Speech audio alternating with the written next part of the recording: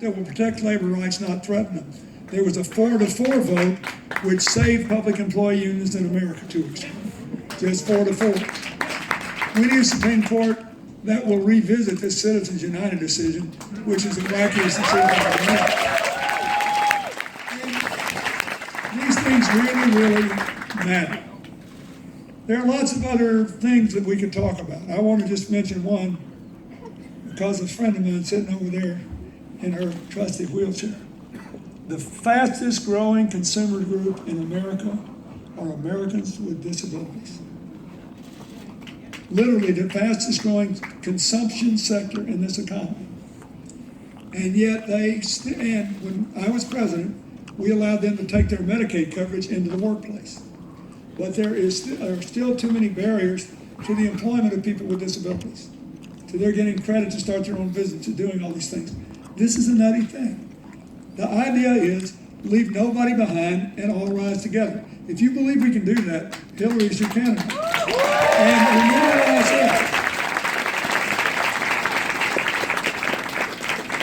said. She wants to win New York. The happiest I think she ever was when she was a senator from New York. She'd come back from visiting someplace in the city or going way upstate or out to western New York. Heck, she even got the head of the Farm Bureau on Long Island to endorse her when she ran for re-election. And I was there I just happened to be out there. And then the press runs up to this guy and says, "Did you really endorse her?" He said, "Yeah." He said, "I thought you were a Republican." He said, "I thought I was too." And he said, "Well, why did you do it?" He said, "Look, all these politicians sound great at election time. All I know is I've been helping these farmers a long time. We're all family farmers.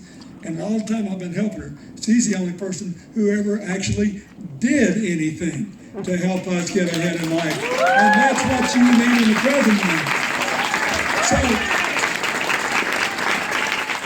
I ask you to help her. From the time I met her in law school, and she was registering Hispanic voters in South Texas that had been shut out of the system for a century. So she went to work for the Children's Fund and Defense Fund in South Carolina and Alabama. That's the real reason she swept the South. Because they know when she was a young woman and could have been up here in a fancy law firm, she was working for the Children's Defense Fund trying to reform juvenile justice in South Carolina. Trying to shut down segregated schools in Alabama that were pretending to be legitimate private schools. And she did it. When she hadn't been elected anything. You will never have a chance to have a president that's a better change maker. Ever. She's the best at it I've ever seen. I have never seen anybody who could just say, "Okay, what are we going to do about this?" She even got Tom DeLay, Jerry Natalie and Carolyn would say, he was the guy in the Congress that hated me the most. Which is really close between him and Dick Armey. He was their hatchet man. She said, "I'm going to do something today and I think it'll work." I said, "Well," she said, "I'll tell you when I get back." She goes to see DeLay. She said, "Congressman, I know we don't agree on very much. I want you to think about this." He said, "Hillary, do we agree on anything?" She said, "You love your children, don't you?" He said, "What's that got to do with it?" She said, "Look, Congressman, I don't agree with you on anything, except I know you adopted those children and I honor you for it."